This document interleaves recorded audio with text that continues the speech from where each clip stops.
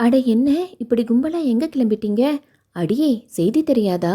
வெள்ளாயி புள்ள செம்பருத்தி கிணத்துல குதிச்சிட்டாளாம். என்னது? சாயங்காலம் தானே பார்த்தேன். பள்ளிக்கூடத்திலிருந்து திரும்பி வீட்டுக்கு போயிட்டு இருந்தாளே. இதா நானும் வரேன். ஏக்கா எதுக்கு இப்படி பண்ணியிருப்பா? என்கிட்ட கேட்டா எனக்கு என்னடி அம்மா தெரியும்? பரீட்சையில் புட்டிருப்பாளா பத்தா? அதுக்கா கிணத்துல குதிப்பாங்க? அவன் நல்லா படிக்கிற பிள்ளைன்னு சொல்கிறாங்க. நான் அப்பவே சொன்னேன் அவன் அப்பங்கிட்ட. பொட்ட பிள்ளை அதிகம் சொகுசு கொடுத்து வளர்த்தாதடான்னு.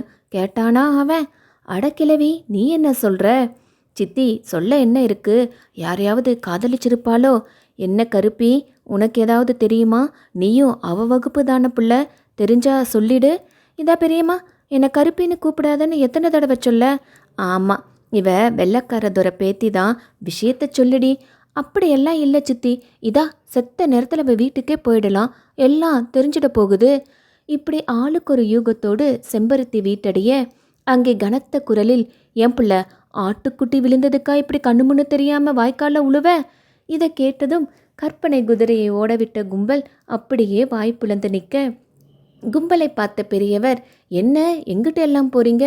இல்லை பெரியப்பா, செம்பருத்தி கிணத்துல விழுந்துருச்சுன்னு சொன்னாங்கன்னு கருப்பி சொல்ல, யாருடா அப்படி சொன்னது?